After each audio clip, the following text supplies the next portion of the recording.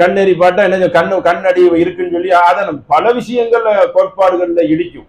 ஏன்னா இந்த கண்ணேரி ஹதீஸ் எப்படி வரும்னு கேட்டனா, யார் ஒருவன் கண்ணேரி நம்ம மேல கண்ணு பட்டானோ நம்ம என்ன தெரியுமா செய்யணுமா, கண்ணேரி யாரு பட்டானோ அவனை வந்து குளிக்க வைக்கணுமா, முதல்ல ஒழுவெடுக்க வைக்கணுமா, முகத்துல தண்ணி ஊத்தணுமா, மரும உறுப்பெல்லாம் கழுவணுமா. இப்பதான் தெரியும் இந்த ஹதீஸ் டேஞ்சரானது, தீர்மதியில வருது. இதை கூட நீங்க அடிக்கலாம்.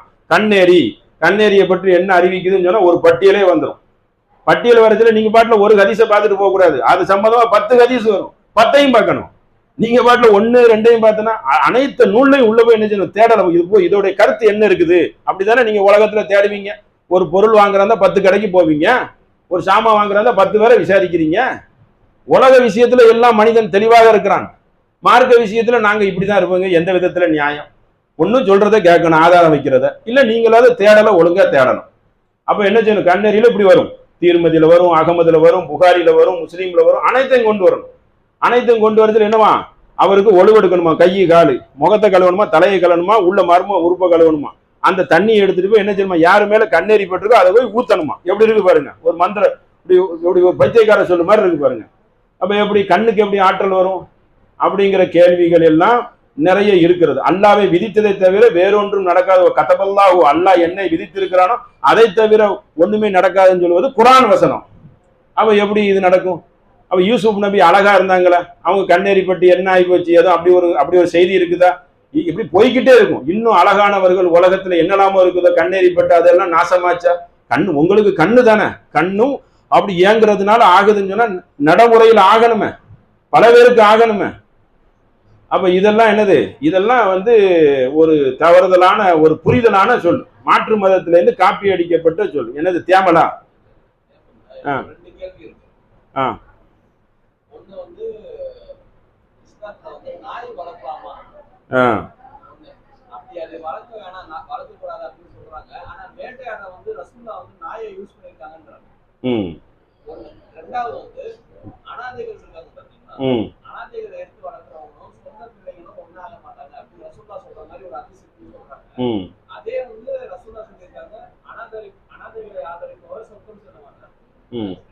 ஆதரிக்க சொர்க்கம் செல்வார்கள். 3 கேட்டிருக்கியா? நபிகள் நாயகம் நாய் வளர்த்த, வேட்டைக்கு வளர்த்த அனுமதி கொடுத்தாங்க, அவங்க வளர்க்கல. சரிங்களா? அதாவது நாய் வளர்க்கலாமா வளர்க்க கூடாதான்னு கேட்டா, சில தேவைக்கு வளர்த்துக்கலாம். நாய் வளர்த்தாலும் உயிர் எடுக்கிற மலைக்கு உள்ள வரதான் போறாங்க. நாய் வேணா அருள் செய்யக்கூடிய மலைக்கு வீட்டுக்கு வர மாட்டாங்க. அப்ப எதுக்கு வளர்க்கறதுக்கு அனுமதி கொடுக்கப்பட்டிருக்குன்னா, பெரிய தோட்டங்கள் இருக்கும், ஒரு பாதுகாப்பு தேவை இருக்கும், நமக்கு அந்த இடத்துல ஒரு அச்சுறுத்தல் இருக்கும் அப்படின்னு சொன்னா என்ன செய்யலாம், அந்த நாயை வைத்துக் கொள்ளலாம். வேட்டைக்கு பயன்படுத்துறதுல அல்லாஹ் குர்ஆன்ல சொல்லி காட்டுறான். அதுக்கு பயிற்சி கொடுத்து அது என்ன செய்யும், மொசலையோ முயலையோ மானையோ புருகத்தையோ அப்படி பல்லு போடாம எடுத்துட்டு வந்துடும். வேட்டை பிராணிகள் அது எடுத்துட்டு வந்தா நமக்கு ஹலால். ஆனா நாயை உடைச்சல பிஸ்மில்லா வதுக்குரு பிஸ்மில்லாஹி, அல்லாஹ்வின் பெயரை சொல்லி விடணுங்கிறது ஒரு சட்டம். அப்ப நாய் வளர்த்துக்கலாங்கிறதுல தோட்டத்துக்கெல்லாம் வளர்த்துருக்காங்க, அனுமதி கொடுக்கப்பட்டிருக்கு. இது சகியான செய்தி. 1, நபிகள் நாயகம் வளர்க்கவில்லை. இது 2வது செய்தி. டவுட் அங்க நின்னுக்காங்க, அப்பதான் இருக்கும், அப்பதான் கரெக்டா இருக்கும். 2வது அனாதைகளை என்னது, சொர்க்க அனாதைகளை ஆதரிக்கக்கூடியவர் சொர்க்கத்தில் நானும் அவரும் இப்படி இருப்போம் அப்படின்னு இருக்கிறாங்க. அனாதைன்னா யாருமே கிடையாதுல்ல, அவங்களுக்கு தகப்பனார் கிடையாது, தாய் கிடையாது, அவங்களுக்கு பேர் தான் அனாதை. அப்ப அப்படி இருக்கிறவங்கள நம்ம என்ன செய்யணும், ஊக்கப்படுத்துறது. இந்த ஜக்காத்து வரக்கூடிய சட்டங்கள்லயே என்ன வரும், ஒரு குருபா வல் யத்தாமா. இருங்க சொல்லிடுறேன், இந்த 3 கேள்வி கேட்டிடலாம். அப்போ வந்து சொந்தக்காரர்களுக்கு கொடுங்க. 2வது என்ன வந்துடும், அனாதைக்கு கொடுங்க. அனாதைக்கு யாருமே கிடையாது, எல்லாம் நம்ம ஒரு உறவு முறை இருக்கிறவனும் தனிச்சு நிக்கப்படுறவனும் என்னைக்கும் உலகத்துல வந்து ஒரு அவங்களுக்கு முக்கியத்துவம் கொடுக்க தானே செய்யணும். அதனால அது அல்லாவே நமக்கு முக்கியத்துவம் கொடுத்து வலியுறுத்தினா எப்படி இருக்கும், நம்ம வந்து வாண்டடா போய் செய்வோம். ஆனா நம்ம தூக்கி வளர்க்கலாம் அப்படிங்கிற, அது வந்து தூக்கி வளர்த்தா அனாதை தான். அப்ப அதை வந்து வெளிப்படுத்திடணும். ஏன்னா அதுல ஒரு பொய் இருக்கு, தாம் புள்ளங்கிற மாதிரி சொல்லக்கூடாது. அதுல வந்து மார்க்கத்துல என்ன இருக்கு, அது வந்து ஒரு தடை இருக்குது. சரிங்களா? ஜெயித வந்து நபி ஸல்லல்லாஹு அலைஹி வஸல்லம் தூக்கி வளர்த்த புள்ளதான். அவங்களுடைய மகன் பேரு உசாமா செல்ல புள்ள பேரன். அப்போ அந்த அளவுக்கு அவங்க மேல அன்பு செலுத்தினாங்க. அதனால என்ன இல்லை, குற்றம் இல்லை. அதெல்லாம் நம்ம செய்யணும், வந்து அந்த மாதிரி ஊக்கப்படுத்தணும். 4 பேரை தூக்கி நமக்கு வசதி இருந்துன்னு சொன்னா அவங்களுக்கு என்ன செய்யலாம், வாழ்வழிக்கலாம். உங்க மூலியமா ஒரு நேர்வழி கிடைச்சிருமே. நேர்வழினா என்ன சொல்ல வரேன்னு கேட்டேன்னா, மாற்று மதம் அதெல்லாம் பார்க்க கூடாது, எத்தாம் ஆக மொத்தம். ஆனா நம்ம இந்த சத்தியத்தை சொல்லி வளர்க்கணும். அவங்களுக்கும் ஒரு கொள்கை போகணும்ல, அவங்களும் இந்த சத்தியத்தை இந்த விஷயத்துல ரொம்ப கவனமா இருக்கணும். நம்மளால நேர் வழி பெறணும். அதை வந்து என்ன செய்யணும், கட்டாயப்படுத்தக்கூடாது. உண்மையை சொல்லி அவங்கள வாழ்த்து எடுக்கணும். அடுத்து என்ன, 5 நிமிஷம் இருக்கு.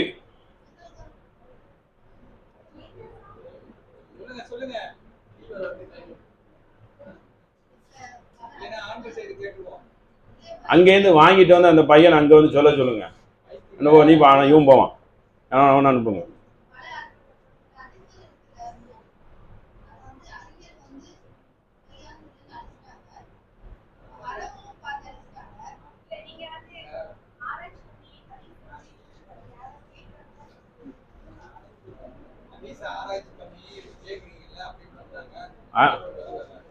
ஹதீஸ ஆராய்ச்சி பண்ணணும்னா எப்படின்னா, அதாவது ஹதீஸ ஆராய்ச்சி பண்ணல, ஆய்வு பண்றது.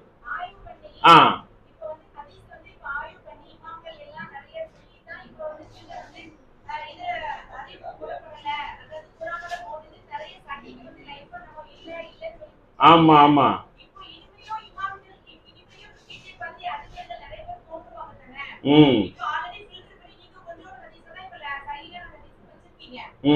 என்ன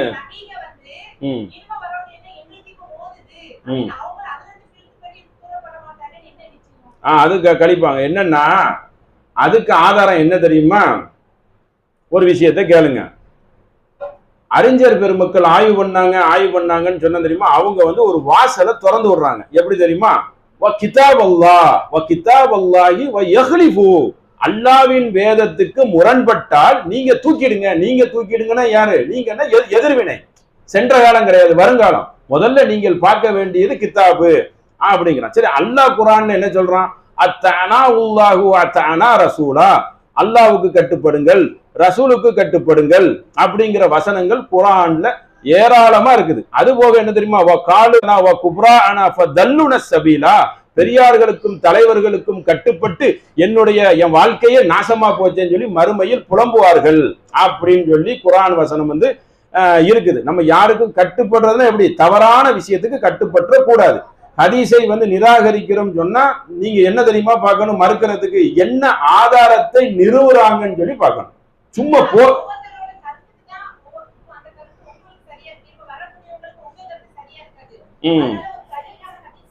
நான் இதுக்கு வந்து நேத்து ஒண்ணு சொன்னேன். நாம ஆய்வு பண்ணி ஒரு தீர்வை சொன்னால் அது சரியாக இருந்தால் 2 கோடி, அது தவறாக இருந்தால் 1 கோடி. மக்கள் கொலை, ஆமா, மக்கள்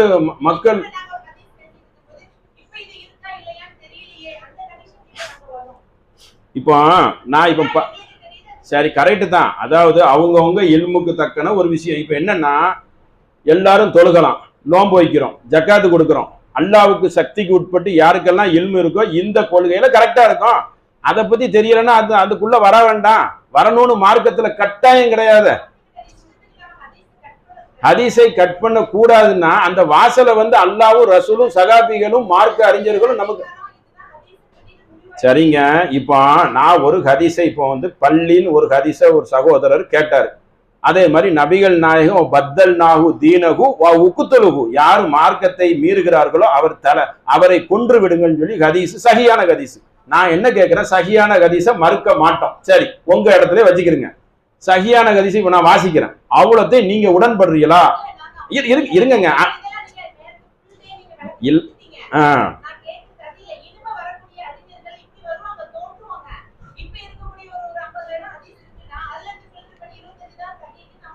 இப்போ ஹதீஸ் வந்து 3 லட்சத்திலேருந்து ஒரு 5 லட்சம் வரைக்கும் வாக்கியங்கள் இருக்குன்னு ஒரு புள்ளி விவரம் கொடுத்துட்டாங்க. யாரும் வந்து மறுக்கணுங்கிறதுக்காக மறுக்கல. ஒரு ஹதீஸை கொண்டு வந்து கேள்வி கேட்கறாங்க. கேள்வி கேட்கறதுல ஆய்வு செய்யறாங்க. ஆய்வு செய்து சொல்றாங்க. ஹதீஸையே பிரிச்சு பார்த்துக்கிட்டே இருக்கல. இது ஃபர்ஸ்ட் இப்போ உதாரணத்துக்கு நான் இப்போ அந்த இதெல்லாம் சொல்லி கேட்டேன், வாக்கியா சூறாலாம் சில இது ஆதாரமற்ற சகியான ஹதீஸ். இப்போ நான் வைக்கிறேன், சிகர் வச்சிருக்கேன், தலையை அவனை கொள்ளுங்கள், மார்க்கத்தில் விட்டு அவன் வெளியே போயிட்டு விட்டு அவனை கொள்ளுங்கிற ஒரு ஹதீஸை வைத்திருக்கிறேன். இப்ப பள்ளி ஹதீஸை வைத்திருக்கிறேன். இப்படி வந்து நிறைய ஹதீஸை வச்சிருக்கிறேன். அந்த உம்முஹராம் ஹதீஸையும் சேர்த்துக்கிறேங்க. அதுக்கப்புறம் அடுத்து என்னது, உம்முஹராமுக்கு போக அந்த வீட்டுல வந்து இந்த கிளப்பைகள் கருவிகள், அதாவது இந்த விவசாய கருவிகள் இருந்தா அந்த வீட்டுக்கு தில்லத்து இழிவு வந்து விடும் சொல்லி ஒரு ஹதீஸை சுட்டி காட்டின. அப்ப விவசாயத்தை குரான்ல வந்து ஊக்கப்படுத்தக்கூடிய வசனத்தை எல்லாம் சுட்டி காட்ட இந்த ஹதீஸுக்கெல்லாம் என்ன சொல்ல வரீங்க? ஒண்ணு. ரெண்டாவது என்னன்னு கேட்டனா, இனிமேல் வரக்கூடியவர்கள் ஆயிரக்கணக்கான ஹதீஸை இனிமேல் வரக்கூடியதை நம்ம சொல்லக்கூடாத. அது எதுக்கு சொல்ல? நீங்க யாரு மறுக்கிறார்களோ, நான் என்ன கேட்கிறேன், இனிமே விடுங்க. கடந்த காலத்துல இறை தூதர்ன்னு சொல்லிட்டு வந்திருக்கான், அதுவே பெரிய அபாண்டமானது. அதையே நம்பக்கூடியவர்கள் இருக்கிறார்கள். அப்படி நம்ப கூடாது, நீங்க கவனமா இருக்கணுங்கிறதுக்காக தான் இந்த ஹதீஸை நான் சுட்டி காட்டியிருக்கேன். இதுதான் ஹதீஸ் பாதுகாப்பு. இப்படி ஆய்வு செய்யறதுதான் ஹதீஸுக்கு சேஃப்டியே. இந்த ஆய்வுகளை நமக்கு விட்டுட்டு தந்துட்டு போயிருக்காங்களே, இப்படி ஆய்வு செய்யுங்கிறது தான் ஹதீஸுக்கு பாதுகாப்புங்கிறேன். ஹதீஸை நாம வந்து பாதுகாக்கிறோம், உயிரை கொடுத்து கண்ணில் விளக்கணையை விட்டு பார்க்கிறோம். அப்ப இதுதான் சேஃப்டி. நீங்க சொல்றது அன்சேஃப்டி, தெரியுமா? ரொம்ப ஆபத்தான. இப்ப நான் சொல்ற ஹதீஸை நீங்க ஆதரிக்க வேண்டியது, சிகரை ஆதரிக்க வேண்டிய சிகரு டேஞ்சர். நீங்க ஆதரிச்சுன்னா குஃபுர்ல போய் தள்ளிடும். அதுக்கு என்ன பதில்? அது ஒண்ணுக்கு மட்டும் தான் பதில் சொல்லணும். நீங்க என்ன சொல்லணும்? எஸ் நோ தான் சொல்லணும். ஆமாங்க, அப்ப சிகரை நான் நம்புறேன் அப்படின்னு சொல்லிடுங்க, மேட்ரு முடிஞ்சு போச்சு. அப்ப நான் என்ன நினைப்பேன், சரி ஓகே, அவங்க நம்பிக்கை அப்படி இருக்குன்றோம். யாரையும் என்ன செய்யக்கூடாது, டைட் பண்ணக்கூடாது. மார்க்கத்துல சொல்றதுக்கு மட்டும்தான் தீன்ல என்ன இருக்கு, சட்டம் இருக்கு. நான் ஆதாரத்தை பூரா நிறுவி நிறுவி நிறுவி சொல்றேன்.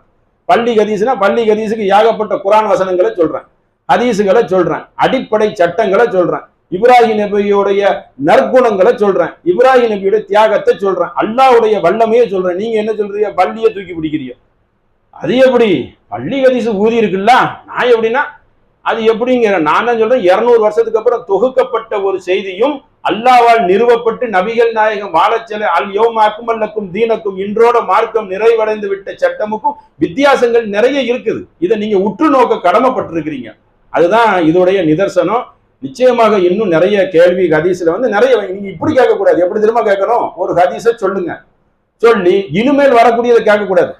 வருங்காலத்துக்கு காய்ப்புள்ள நீங்க எப்படி போகலாம், அது வந்ததுக்கு அப்புறம் பார்க்கலாம். தஜ்ஜால் வந்து கூட ஏகப்பட்ட பித்னா பண்ணுவான், அதை கூட நம்பி மக்கள் எல்லாம் போவாங்க. பித்னாக்கள் வந்து கொண்டே தான் இருக்கும். நபிகள் அல்லாஹ் வந்து உலகத்தை படைக்கும் பொழுது மலக்குமாருங்க கேட்டாங்க, ஆமா ரத்தம் சிந்தக்கூடிய மக்களையா நீ படைக்க போறேன்னு சொல்லி அல்லாஹ் சொல்லி கொடுத்துருப்பான். மலக்கு கேட்கறாங்க, மலக்குக்கு எப்படி தெரியும் கேட்டக்கூடாது. அப்படிப்பட்ட மக்களை தான் அல்லாஹ் படைச்சிருக்கான். பித்னா, அவர்கள் குழப்பம் செய்வார்கள், ரத்தத்தை ஓட்டுவார்கள், எல்லாம் தெரிஞ்சுதானே. இதெல்லாம் வந்து சென்ற காலத்திலே முடிக்கப்பட்ட ஒண்ணு தானே. மக்கள் அதிகமானவர்கள் அப்படிதான் இருப்பார்கள். யூதர்களுடைய வரலாறுல வளர்ச்சி வளர்ச்சி சுட்டி காட்டி இருக்கிறான். அப்போ இவ்வளவு பெரிய பித்னா இருக்கு. ஈசா நபி வந்ததுக்கு அப்புறம் கூட மக்கள் என்ன செய்வார்கள், வழி மாறி பேருவார்கள் இருக்கேன். அதெல்லாம் எல்லாம் கேட்டாங்க, நீங்க லேட்டா வந்திருப்பீங்கன்னு நினைக்கிறேன். ஈசா நபி வந்து மக்களை திருத்தி என்ன தஜ்ஜால அழிச்சு யஜூஜ் மாஜூஜ் அழிச்சு இவ்வளவு வல்லமையை ப்ரூவ் பண்ணி ஆகாயத்துல இருந்து கீழே வந்து அதுக்கப்புறம் என்ன செஞ்சிருவான், வந்த இடத்துக்கு திரும்பிடுவான். அப்படித்தான் இருக்காங்கிறேன் சைக்காலஜாவே. அப்ப சிந்திக்க இது வந்து நான் சொல்ற பாயிண்ட் வந்து ரொம்ப முக்கியமானது. ஈமானையும் அறிவையும் மார்க்கத்தையும் ஹதீஸையும் பாதுகாக்கக்கூடியது. உங்களுக்கு தெரியல. ஏன்னா வந்து பல பேர் மனசுல இந்த தலைவர்கள் போர்வையில போத்தி போத்தி என்ன செஞ்சுட்டான், மரியாதைங்கிற பேர்ல திசை திருப்பி வச்சிருக்கான். நம்ம மரியாதைக்கு பங்க விளைவிக்கல, செய்தியை பார்க்கிறோம், கருத்தை பார்க்கிறோம். அந்த கருத்து எங்க போய் விடும் அதை பார்க்கிறோம். அதுக்கப்புறம் ஆதாரத்தை நிறுவனம். சும்மா சொல்லல, அந்த புக்ல குமுதம் புக்ல இருக்கு, ராணி புக்ல இருக்கு, நாவல்ல இருக்குன்னு சொல்லல. பல ஆதாரம் குரான் வசனத்தை முன் வைக்கச்சுல நீங்க என்ன நினைக்கணும், வரட்டு பிடிவாதங்கள் பிடிக்காம ஆமா நியாயம் தானே அப்படிங்கிற இடத்துக்கு வர்றதுதான் நிதர்சனமான நியாயம். ஏன்னா நம்ம ஆதாரத்தை, நீங்க ஆதாரத்தை தான் பார்க்கணும். வலா தசீரு வாஜிரத்து விசுர உஹ்ராங்கிறதுக்கு அர்த்தம் என்ன? ஒருத்தர் சுமையை ஒருத்தர் சுமக்க மாட்டாங்கன்னு சொல்றது. ஆதாரம்னா சரின்னு சொல்லிட்டீங்களா, அப்போ ஓகே ஓவர். அப்ப ஆதாரம் சரின்னா ஓகே, மேட்ருக்கு வந்துட்டு. அப்ப நான் என்ன சொல்றேன், நீங்க இதை வந்து ஆதாரத்தோட நான் பெரிய கிதாப் எல்லாம் வச்சிருக்கேன் குரானை. உங்களுக்கு குரான் பெருசா, தொகுக்கப்பட்டது ஒண்ணு பெருசு. நான் கிதாப் குரான்ல இருந்து ஆதாரத்தை காட்டுறேன். அது மக்களுக்கு வந்து இல்ல. நீங்க கொஞ்சம் கொஞ்சமா சிந்திங்க. அதாவதுங்க, நான் குரான்ல இருந்து ஆதாரத்தை வச்சுட்டேன், மக்களுக்கு அதுல திருப்தி இல்லை. அப்ப நான் என்ன செய்யறேன்னா, மார்க்க அறிஞர்கள் என்ன சொல்றாங்கன்னு பாக்குறேன், அதையும் வைக்கிறேன். ஏன்னா மார்க்கை யாரெல்லாம் மாதிரி சாபி இமாமு அபு ஹனீஃபா சுவைத் இவங்கெல்லாம் என்ன சொன்னாங்கிற கருத்தை வைக்கிறேன். இன்னொரு விஷயத்த சொல்றேன் உங்களுக்கு. மார்க்க விஷயத்துல உமர் ரலியல்லாஹு மகன் இப்னு உமர்னா யார் தெரியுமா? அவர் பேர் அப்துல்லா. 2 பேருக்கும் கருத்து வேறுபாடு இருக்கு. 2 பேருக்கும் சரியான பஞ்சாயத்து. அவரு திருபுல் தலாக் 3 தடவை தலாக் சொல்லலாங்கிறார். இவர் அதெல்லாம் சொல்லக்கூடாதுங்கிறாரு. பாப்பாவும் மோனுக்கும் வழக்கு இருக்கு. அந்த ஹதீஸ் புகாரில இடம்பெற்று இருக்குது. ஏன்னா மக்களுங்கிறது தியாகம் வேற, கருத்தியல் அடிப்படையில சில பேர் என்ன வேணாலும் பேசிடுவாங்க. அந்த மாதிரி இருக்குது. நிறைய வாதங்கள் வந்து இருக்குது. நீங்க இன்னும் என்ன தெரியுமா செய்யணும், நீங்க வந்து ஹதீஸை நம்ம மறுத்தம் தெரியுமா, அந்த ஹதீஸை நீங்க எடுத்துக்கிட்டு இதை ஏன் மறுத்தீங்கன்னு நீங்க காரணம் கேட்கணும். நாங்க என்ன தெரியுமா செய்வோம், அந்த ஆதாரத்தை எல்லாம் உங்கள் மத்தியில வைப்போம். அதுல உங்களுக்கு உடன்பட்டா நீங்க உடன்பட்டுக்கிறீங்க. இல்ல இல்லங்க எனக்கு உடன்பாடு இல்ல நாங்க அப்படிதான் நம்புவோம்னு சொன்னா தாராளமா நம்பிக்கிறீங்க. ஏன்னா மார்க்கத்தை பொறுத்த வரைக்கும் லா இக்ராஹ ஃபித்தீன், இதுல யாருக்கு நிர்பந்தம் கிடையாது. சத்தியம் எது அசத்தியம் எதுன்னு தெரியாவிட்டது. அதனால இதை யாருக்கிறேன் நேரத்தும் சொல்லிட்டோம். கல்லா இன்னகா ததுக்கிறா பமன் சாதக்கரா, விரும்பியவர் படிப்பினை பெறலாம், இது அறிவுரையை தவிர வேறொன்றும் இல்லை அப்படின்னு குரான் என்னது ஏகபூகமா டிக்ளேர் பண்ணிட்டு முதல் இடத்த அல்லாவுடைய வேதத்துக்கு கொடுங்க. ஹதீஸ முழுமையாக யாருமே மறுக்கல. லட்சக்கணக்கான ஹதீஸ் இருக்கு. அதுல சில நூறுகளுக்குள்ளதான் இது வரைக்கும் விரல் விட்டு என்னன்னா 40 ஹதீஸ் 50 ஹதீஸுக்கு என்ன சொல்லியிருக்கோம், கருத்து சொல்லி இருக்கிறாங்க அறிஞர் பெருமக்கள். பொதுவா மார்க்க அறிஞர்கள் மேதைகள் சொன்ன சுவைத்தி இமாமு புகாரி இப்னு கசீர் ஒரு பட்டியல் போட்டன. அவங்களுடைய வாதத்தை பார்த்தா 200க்கு மேல போகும். அதாவது முக்கியமான புகாரி ஹதீஸ்ல ஒரு ஹதீஸை நான் அன்னைக்கு சுட்டி காட்டினேன். இப்னு ஹஜரும் 200 ஹதீஸை, முக்கியமான மார்க்க அறிஞர்கள் புகாரியில் 200 ஹதீஸை என்ன செய்தார்கள், சர்ச்சை செய்தார்கள். அதாவது பின்பு வந்த மார்க்க அறிஞர்கள். அதுல ஒரு ஹதீஸ் என்ன தெரியுமா, ஒன்ன மட்டும் நிறைய இருக்குது. ஒன்னு என்ன சொன்னாங்கன்னா, ஒரு ஆளு இறந்துட்டாங்க, நல்லா கேட்டுக்கிறீங்க, இதோட முடிக்கிறோம். மவுத் ஆயிட்டாங்க, இறந்த வீடு, ஒரு ஆள் இறந்துட்டாராம். இறந்த வீட்டுலன்னா அழுவாங்க, அழுவான மனசுக்கு ஒப்பாரி வைக்க கூடாது.